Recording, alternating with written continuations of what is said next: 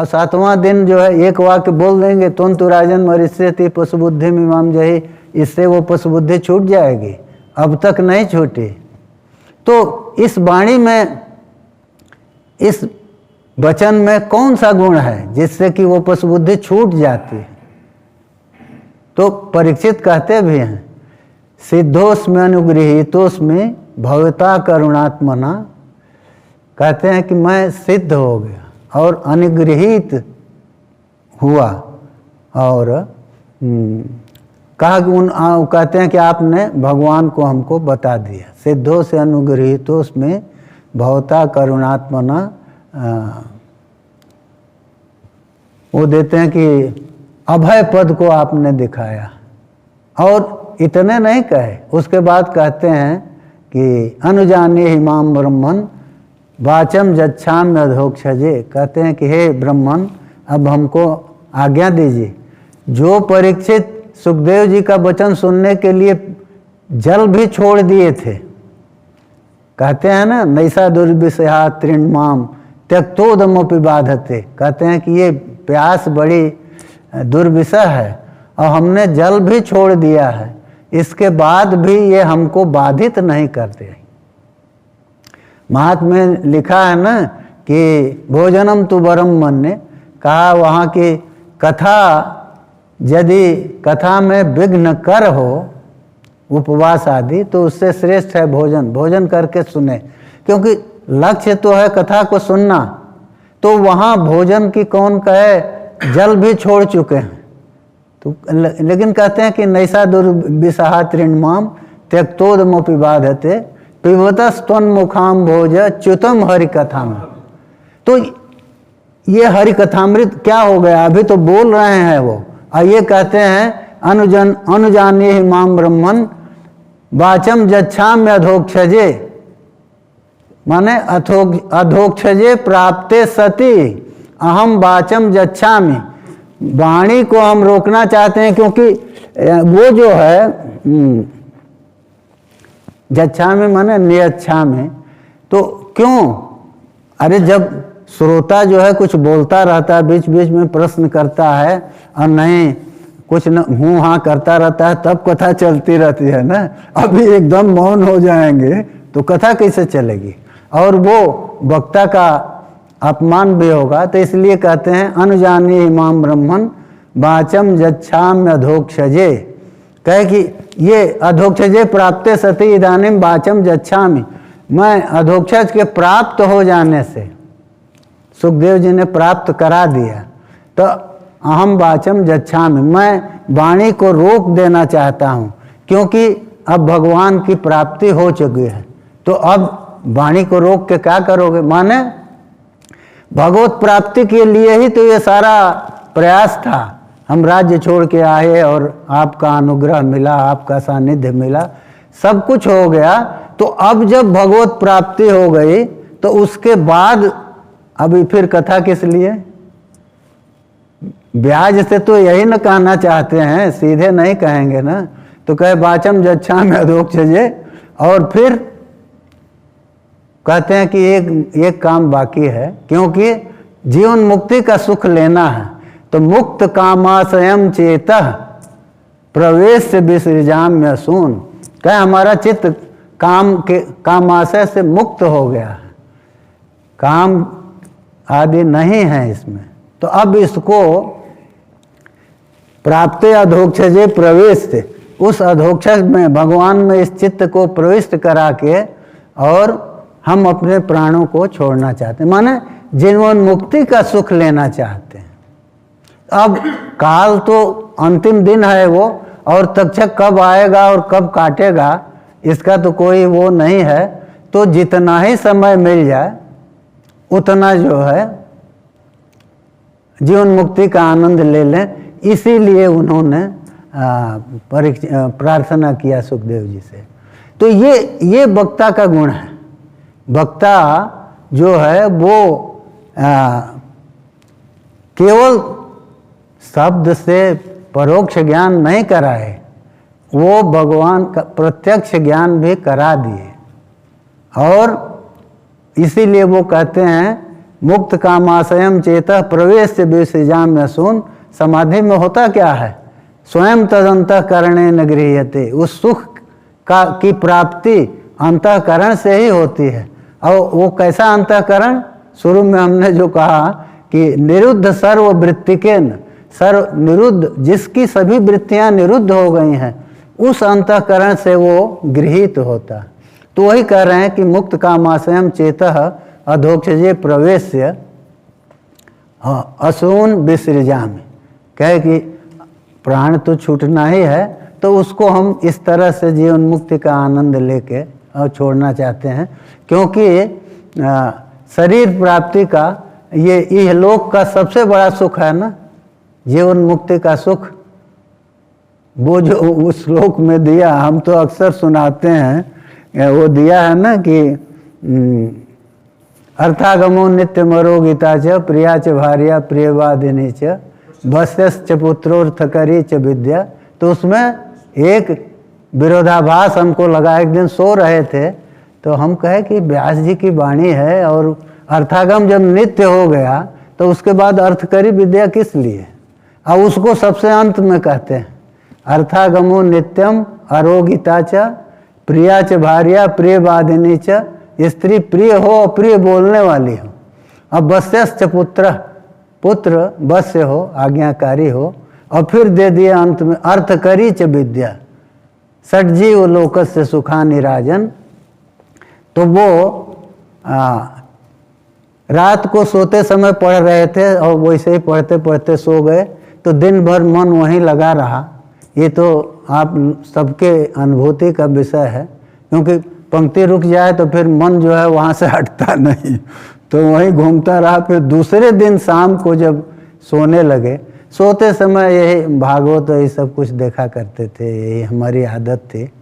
तो दूसरे समय जब फिर वो समय आया तो हमारा ध्यान उधर गया।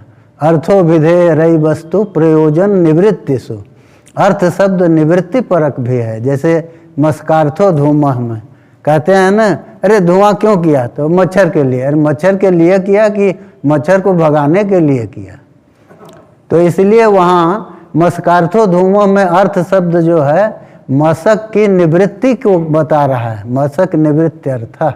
तो ये वैसे यहाँ अर्थकरी विद्या का मतलब है निवृत्तिकरी विद्या। सा विद्या जा विमुक्तये। विद्या वही है जो विमुक्ति के लिए हो, और नहीं हम लोगों की तरह जीवन भर ही पढ़ता रह गया। तो फिर वो तत्व जो है उसके लिए तो कुछ प्रयास होना चाहिए। तो इसलिए वो विमुक्ति जो है वो गुरु जो है उसी की कृपा से ज्ञान होता है। बिन गुरु हो ही न ज्ञान। इसी को जड़ भरत ने, इसमें आगे आएगा तो वो उस पर बताएंगे। वो जड़ भरत कहते हैं न रहुगण से, रहु गणित तपसा न याति नचे जया निर्वपणाद गृहाद्वा। कहे रहुगण ये तप से नहीं प्राप्त होता, यज्ञ से नहीं प्राप्त होता, और गृहोक्त कर्मों से भी नहीं प्राप्त होता। तब अंत में दिया निषेध वाक्य बोले, बिना महत पाद रजोभिषेकम। कहे कि बिना महापुरुषों की चरण धूलि से अभिषेक किए, बिना उस चरण धूलि में लोटे, ये मिलता नहीं है। तो ऐसा क्यों कहे? इसीलिए कहे कि ये गुरु कृपा के ही अधीन है, इसके अलावा कोई मार्ग नहीं है। और इसको हम आपको एक महात्मा के मुख से जो सुने वो बता दें। ब्रह्मित महात्मा थे, अब तो नहीं शरीर है। एक दिन हम ऐसे खड़े थे, नहीं गए हुए थे वहाँ सोमनाथ मंदिर, वो स्वामी जी भी साथ थे। तो हम लोग वहाँ से दर्शन करके निकल रहे थे, तो उनके भक्त बहुत से थे। तो सब लोग, तो वो आगे चल रहे थे, हम लोग पीछे थे। तो धीरे धीरे सबके पीछे आ गए, क्यों हम सबसे पीछे थे। तो पता नहीं क्यों वहीं बोले, कहे कि गुरु जो है, गुरु 1 मिनट में ज्ञान करा सकता। ये उनके मुख की वाणी है। वो सुनाए इसलिए कि हम लोग पढ़ते तो हैं, बिन गुरु हो ही न ज्ञान। ये सही है। मूर्ख हृदय न चेत, जो गुरु मिलई बिरंच सब कुछ। लेकिन उनके मुख से जब हम सुने तो हमको गुरु में श्रद्धा और बढ़ गई और बढ़ गई, स्वार्थ के कारण कि माने गुरु की आराधना ऐसा करो। जब इतनी सामर्थ्य है गुरु में, वो 1 मिनट के भीतर ज्ञान करा सकते हैं, तो फिर ये अनंत जन्मों से घूम रहा हुआ जीव अगर एक मिनट में प्राप्ति कर ले तो इससे सरल चीज क्या होगी। तो इसलिए गुरु का महत्व है, और गुरु जो है वो भगवान ही है। स सर्वेषामपि गुरु काले न अनवच्छेदात्। तो ये दिया। और भागवत के महात्म्य में हम तो देखते हैं लगभग 20-21 साल की उम्र से भागवत का पारायण कर रहे हैं, लेकिन जो कुछ इसमें डूबिए, जितना डूबिए, पारायण से तो खाली कुछ होना नहीं है। अर्थानुसंधान हो और फिर मन वहाँ जाए।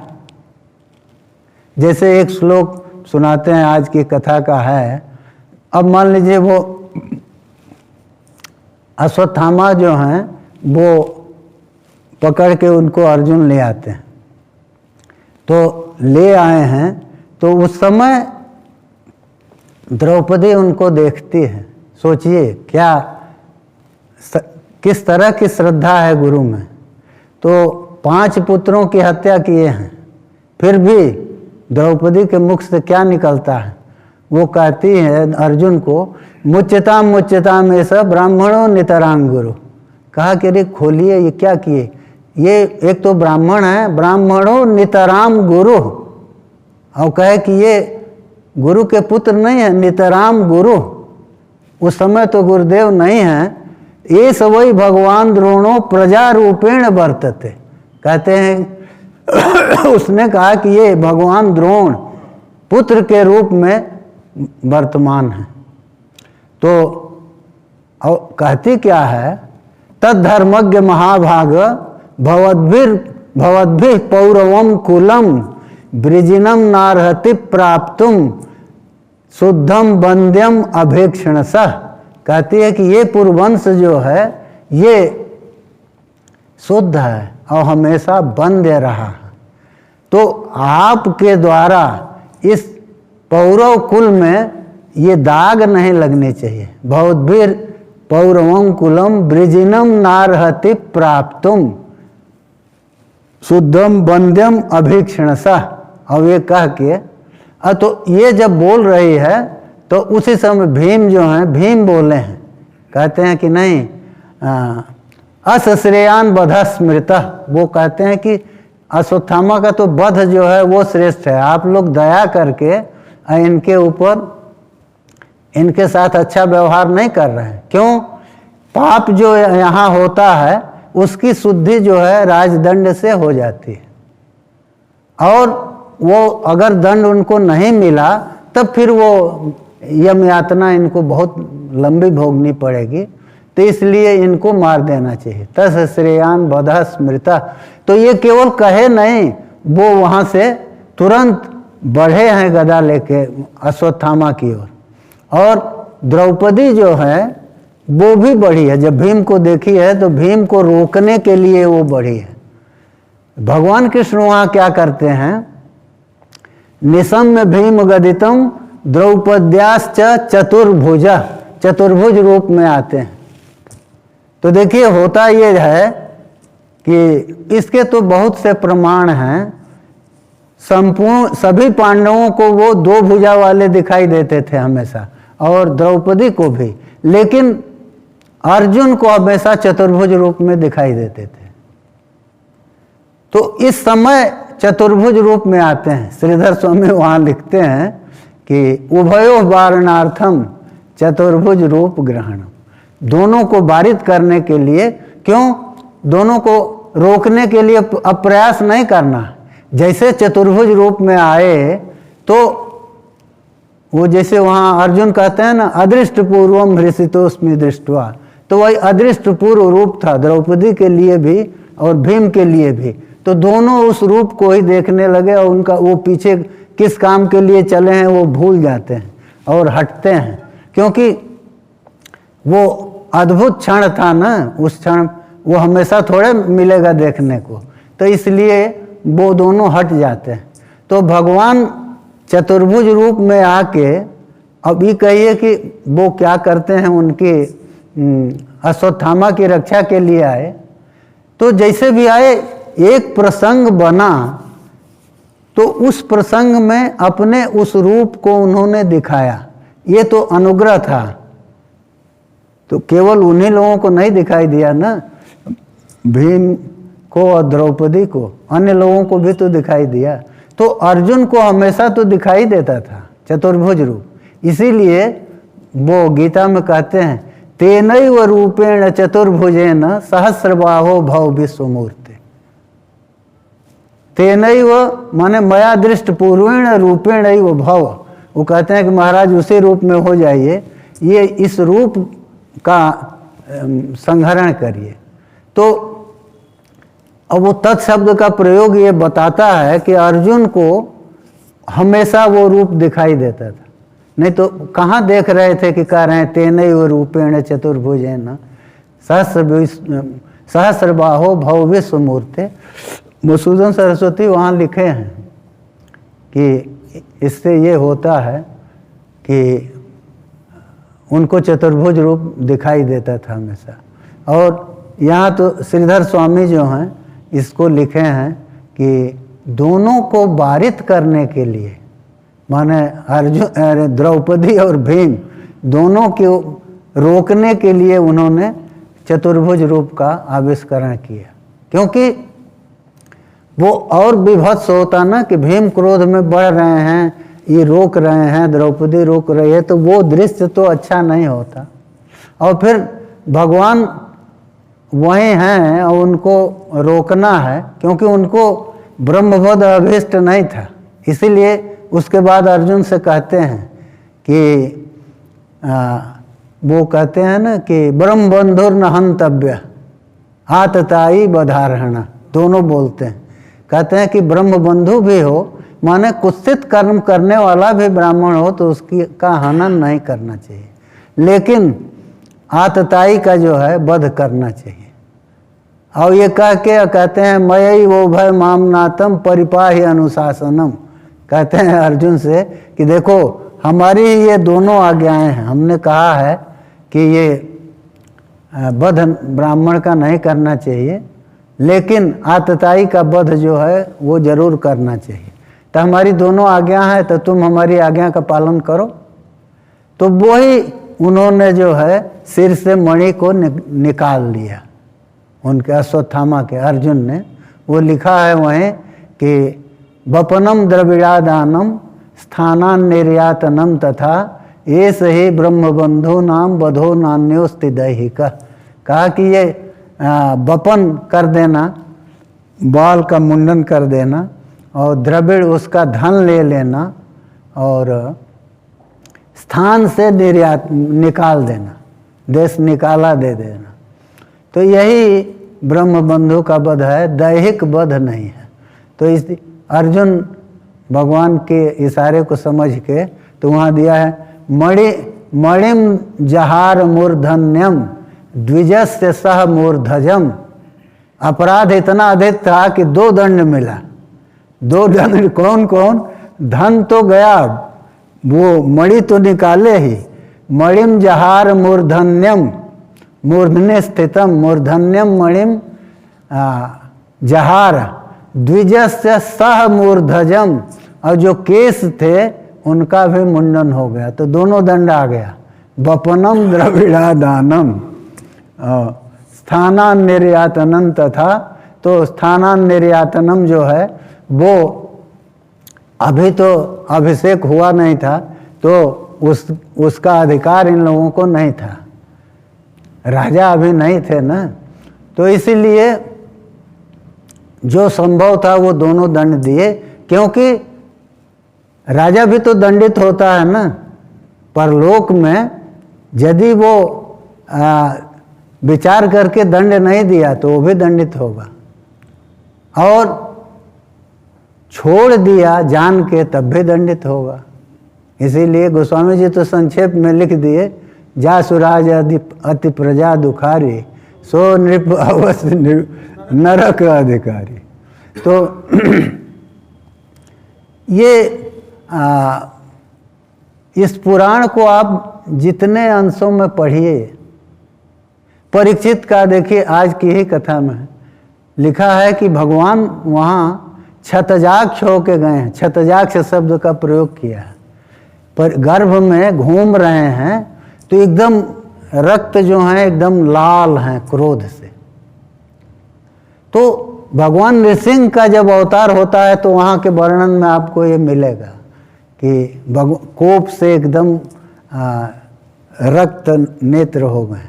लेकिन यहाँ परीक्षित की रक्षा के लिए गर्भ में गए हैं तो वहाँ जो है क्रोध इतना है, तो वहाँ श्रीधर स्वामी लिखते हैं कि मई उपस्थिते सती मद भक्तस्य एवं पीड़ाकरण प्रयास।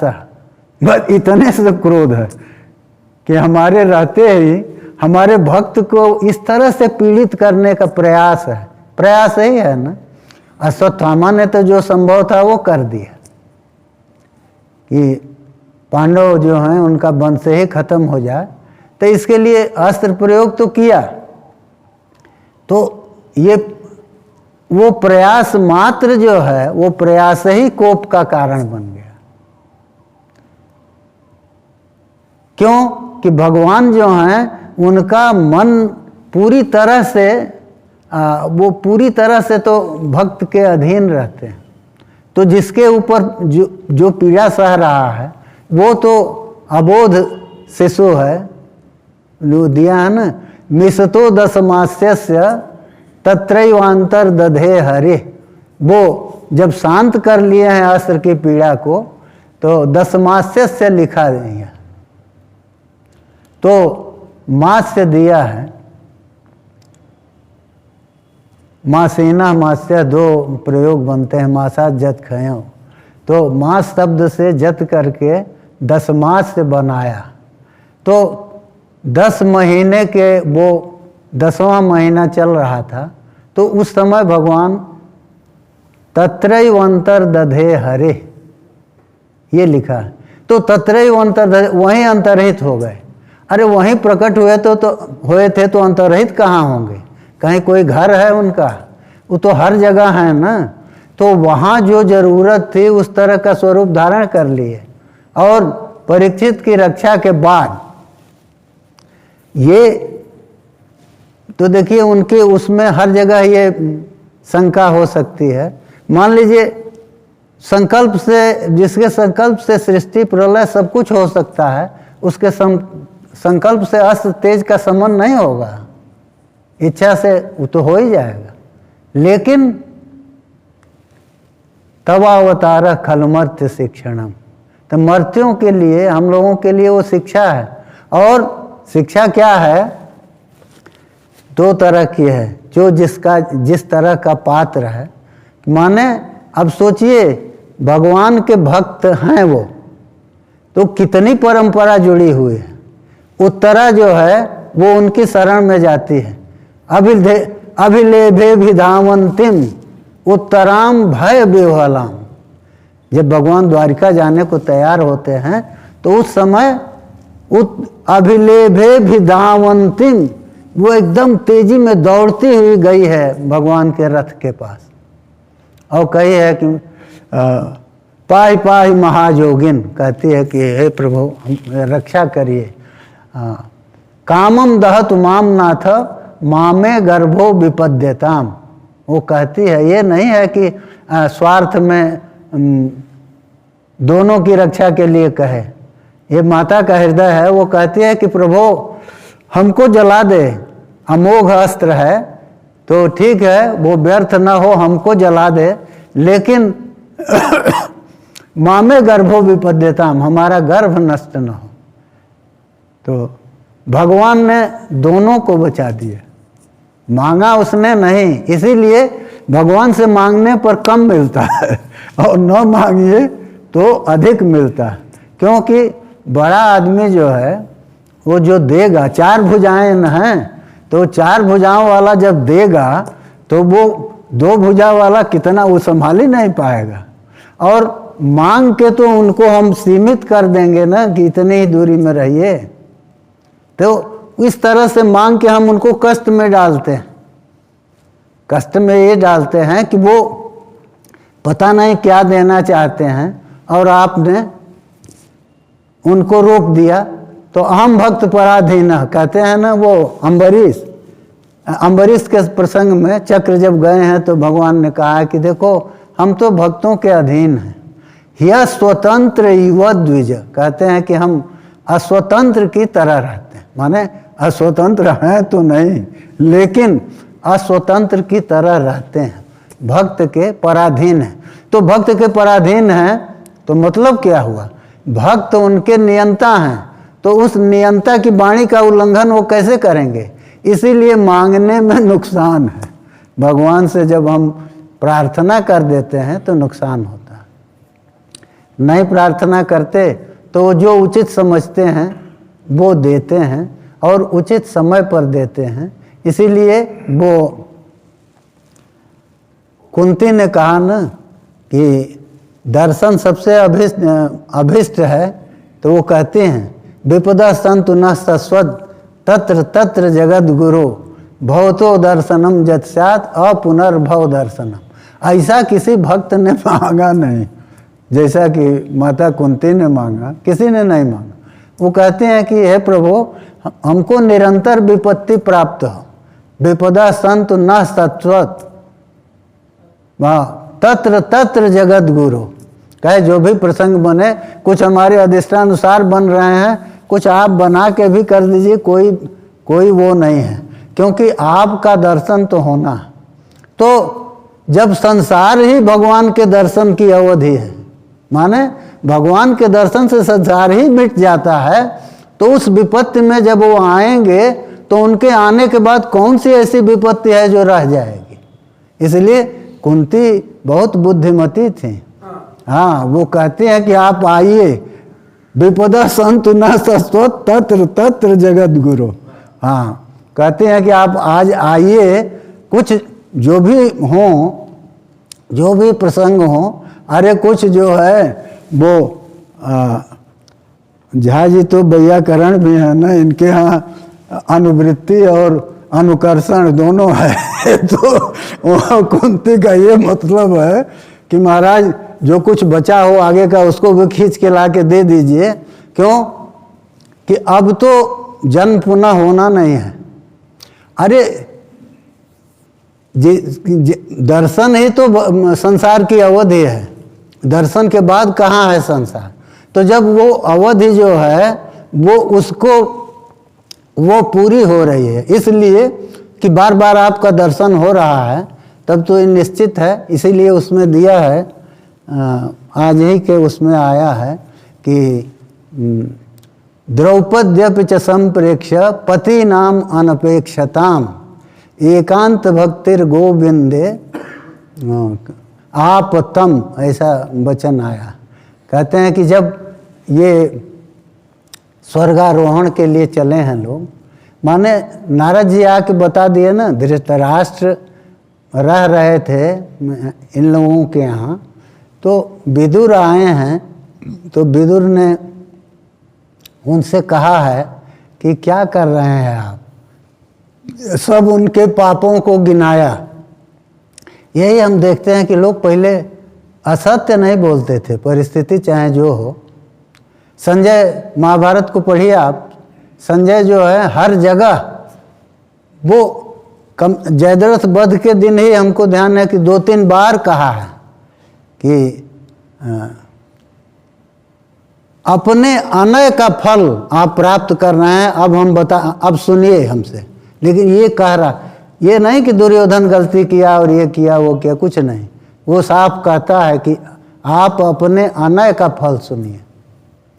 तो ये अब सोचिए, सूत है, इस तरह की बातें राजा से कर रहा। क्यों? जो वो तथ्य है, तथ्य को वो नहीं छिपाते थे लोग।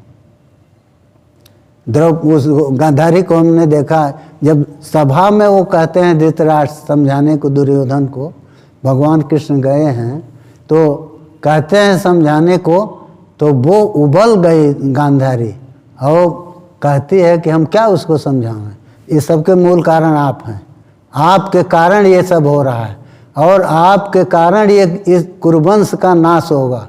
ये सब जब कह दिया है तो इतना कटु सुनते सुनते वो घबरा गए, तो अंतिम अस्त्र लगा दिए। बोलते हैं, कहते हैं गांधारी तुम पतिव्रता हो, अब बताइए ये उस समय इसकी क्या ज़रूरत है। यही अस्त्र जो है दशरथ जी ने लगाया कौशल्या के प्रति, और यही अस्त्र धृतराष्ट्र लगाते हैं गांधारी के प्रति। कहते हैं गांधारी तुम पतिव्रता हो, चुप। तुरंत उसके बाद जबान नहीं निकली है और तुरंत चरणों में गिर पड़ी गांधारी और कहते हैं कि महाराज क्षमा करिएगा, और कह के चल देते।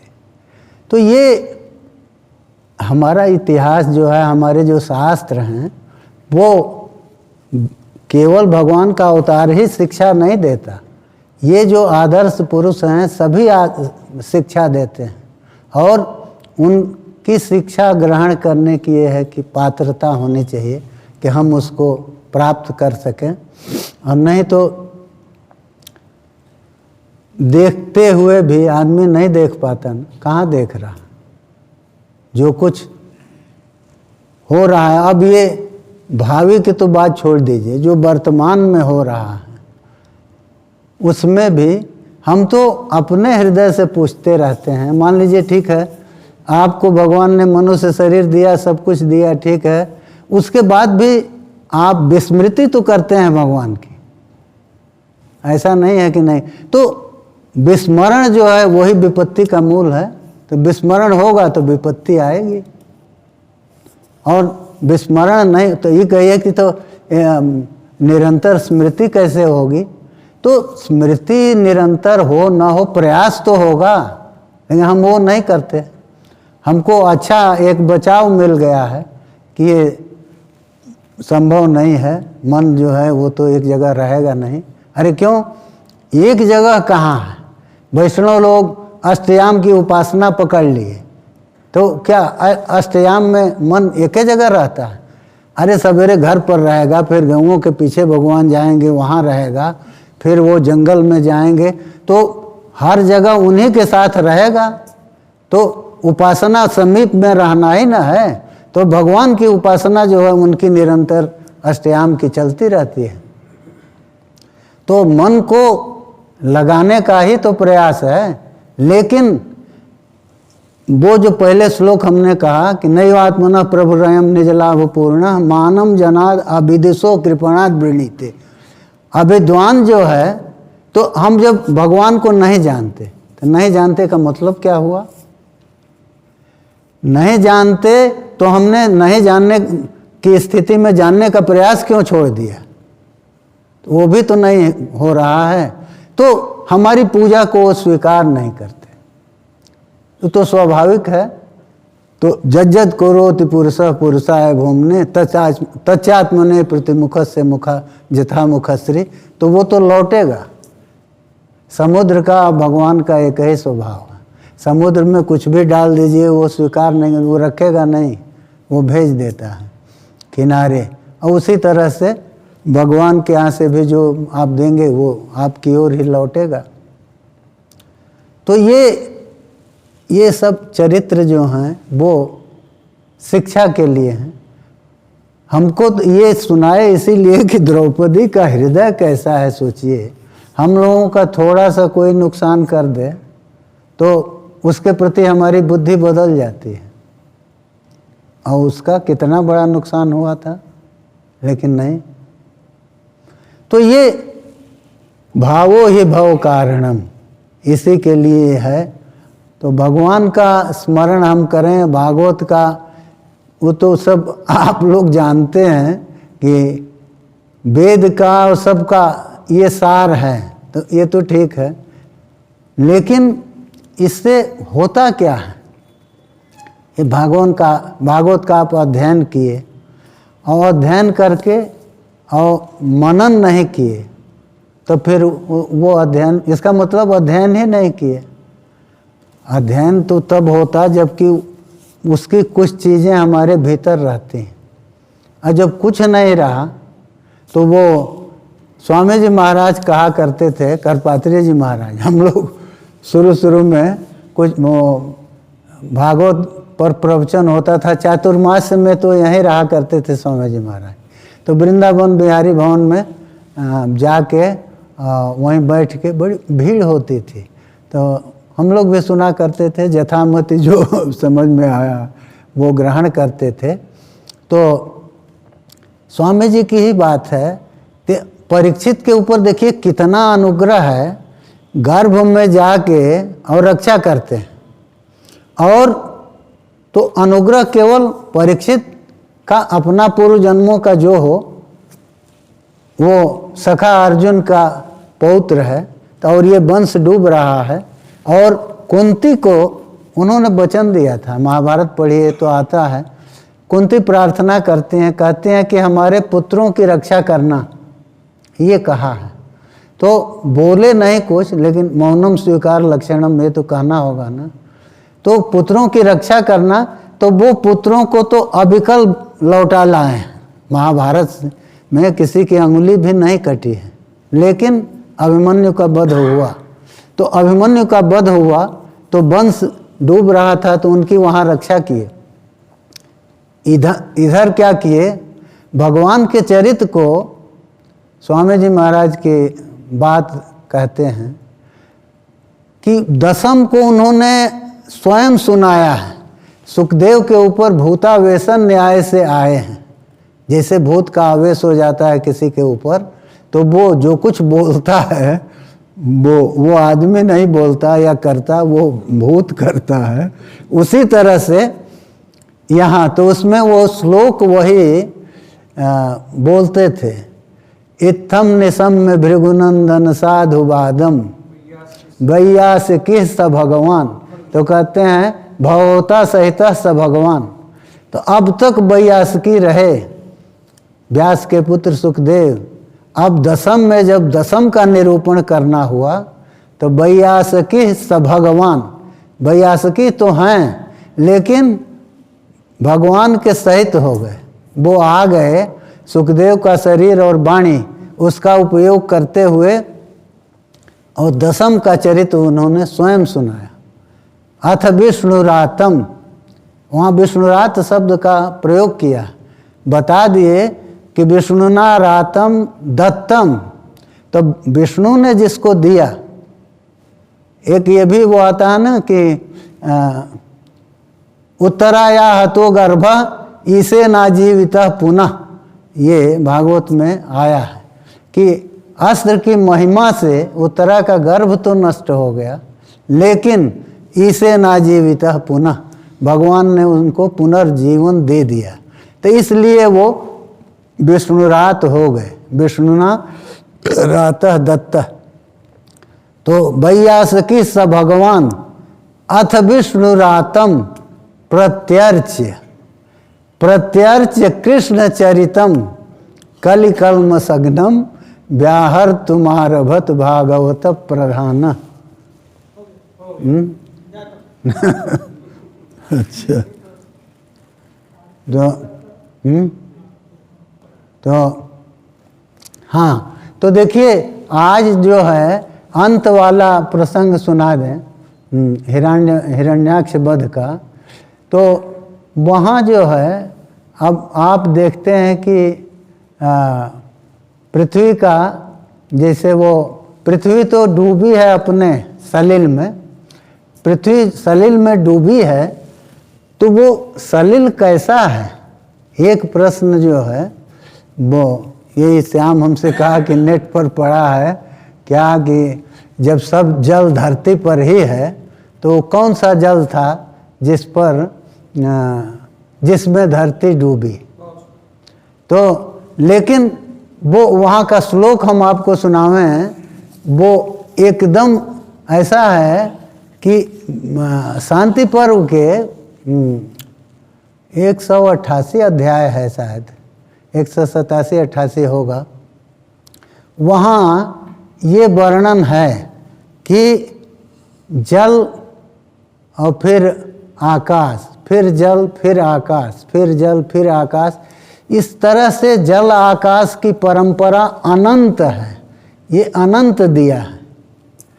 तो अनंत है तो इसका मतलब क्या है कि ये जो धरती को जो हम देख रहे हैं, वहाँ लिखा है कि उन्होंने, भगवान ने पृथ्वी को उस जल से निकाल करके, और सृष्टि होनी थी तो ब्रह्मा जी के ऊपर अनुग्रह करना था ना। वो तो कह रहे हैं कि हम कहाँ सृष्टि करेंगे, तो उन्होंने उसको जल से निकाल करके और जल के ऊपर व्यवहार योग्य भूमि पर स्थापित किया। ये श्रीधर स्वामी ने वहाँ दिया। तो ये जो जलाकाश की परंपरा है, माने जल आकाश, फिर जल, फिर आकाश, फिर जल, फिर आकाश, ये परंपरा है। और उसको दिया है वहाँ की अनंत है, उसका अंत नहीं है कोई। तो अंत नहीं है तो वो जल जो है वो तो पृथ्वी पर नहीं है। जब जल और आकाश की परंपरा है, अनंत परंपरा, तो वो जल पृथ्वी पर नहीं है। और वो तो पृथ्वी उसी जल में गई है। लिखा है कि वहाँ से निकाल करके और भगवान ने उसको व्यवहार योग्य स्थल पर स्थापित किया। व्यवहार के, क्योंकि सृष्टि में तो सब कुछ चाहिए व्यवहार के लिए, माने ये कहिए भोग के द्वारा कर्मों का क्षय करके और भगवत स्वरूप की प्राप्ति के लिए सृष्टि है ना। सृष्टि का प्रयोजन तो यही है। तो उन्होंने वहाँ वो ले आए हैं। तो वहाँ श्रीधर स्वामी तो इतना ही लिखे हैं कि व्यवहार योग्य स्थल पर उन्होंने धरती को रखा। ये दिया है स्वदंष्ट्रयोधृत्य महिम निमग्नाम, स्वदंष्ट्रयोधृत्य महिम निमग्नाम सवुत्थित संरुचे रसाया तत्रापि दैत्यम गदया पतंतम सुनाभ संदीपित तीव्र मन्यु जघान रुंधानमसह्य विक्रमम। वो जो रोक रहा था इनका रास्ता, तो जघान रुंधानमसह्य विक्रमम सलील एवं मृगराडिवाम्भसी। तो वहाँ उनको उसका वध किया है। और देखिए श्रीधर स्वामी यहाँ लिखते हैं कि उसको ले आके और स्थापित किए हैं। तमाल नीलम सितदंत कोट्या क्षमामुच्छिपंतम गजलीलयांग प्रज्ञाय बद्धांजलयो नुवाकैर बिरिंच मुख्या उपतस्थुरीसम। तो सब लोग भगवान की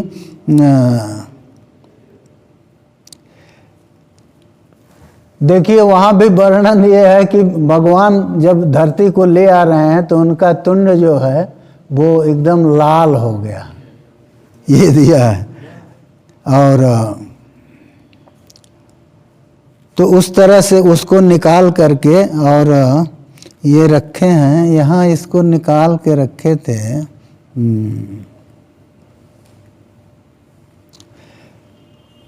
खैर, तो ये दिया है कि ऊपर ले आकर के स्थापित कर दिए व्यवहार योग्य। ये श्रीधर स्वामी ने वहाँ दिया है कि माने जहाँ व्यवहार हो सकता है, जल के भीतर तो व्यवहार नहीं होगा, तो उसको बाहर ले आए हैं। तो अभी कहिए कि फिर बाहर ले आए हैं तो बाहर क्या है, तो बाहर आकाश है, क्योंकि जल और आकाश, फिर जल फिर आकाश, ये परंपरा वहाँ दिया है शांति पर्व में कि अनंत परंपरा है, उसका अंत नहीं है। तो उस अनंत परंपरा में जल के बाहर जब वो खींच ले आए तो आकाश आया, उस वहाँ जो है जल के ऊपर उन्होंने स्थापित किया और वहाँ फिर सृष्टि का कार्य जो है आगे का वो आरंभ हुआ। तो इस तरह से वो पृथ्वी का उद्धार किए हैं। और हिरण्याक्ष का वध, अब मैंने दोनों भाइयों के लिए दो अवतार हो गए, एक एक के लिए ये है और दूसरे के लिए हिरण्य नृसिंहावतार। तो नृसिंहावतार बे हुआ तो माने दोनों जो हैं यहाँ वो भी दिए हैं। भगवान ने मारने के पहले उसको स्मृति दिलाया है कि तुम हमारे पार्षद हो। तो ये